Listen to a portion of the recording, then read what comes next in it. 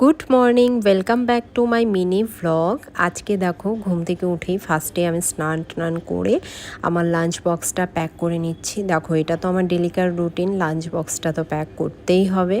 তাও জানো তো এই রুটিন থেকেও মাঝে মাঝে আমি ফাঁকি দিই, মা করে দেয় প্যাক। আর দেখো ব্রেকফাস্টে আজকে মা বানিয়েছিল এই যে পাঁচমিশালি তরকারি আর পরোটা। তো এই দিয়ে ব্রেকফাস্ট করে চলে গেলাম অফিসে। আজকে জানো তো অফিসে যাওয়ার সময় কি মনটা খুশি খুশি লাগছিল, কারণ আজকে আমি একটা নতুন রেসিপি ট্রাই করব। হ্যাঁ, এই রেসিপিটা হচ্ছে বাংলাদেশের একটা রেসিপি। বাংলাদেশের খুবই জনপ্রিয় একটি রেসিপি, চিকেন তেহারি বা মোরগ পোলাও।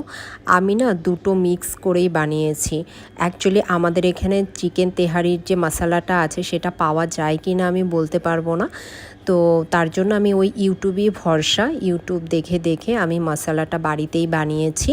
তারপর আমি আমার স্টাইলে বানাচ্ছি। দেখো অথেন্টিক যেরকম ট্রেডিশনাল রেসিপি হয় সেরকম তো আমি বানাতে পারবো না, তবে কিছুটা ইউটিউব দেখে আর কিছুটা নিজের মতন করে বানিয়েছি। দেখো প্রথমে মশলাগুলো সব কিছু কষিয়ে নিয়েছি। আর এই যে চিকেন আজকে 1 কিলোর একটু বেশিই ছিল।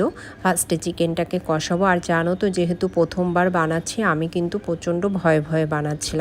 আর এদিকে আমার ভাইয়ের ওয়াইফ ও আমাকে রেডি করে দিচ্ছিল সব কিছু।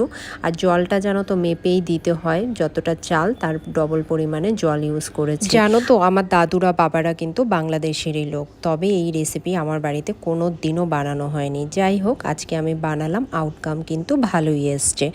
আর হ্যাঁ, এর অথেন্টিক রেসিপিটা কিন্তু আমার একদমই জানা নেই। যদি আমার ভিডিও বাংলাদেশের কেউ দেখে থাকো তাহলে অবশ্যই কিন্তু আমাকে রেসিপিটা একবার জানাতে পারো কমেন্টে। যাই হোক আবার আসবো কাল, সবাই ভালো থেকো, টাটা।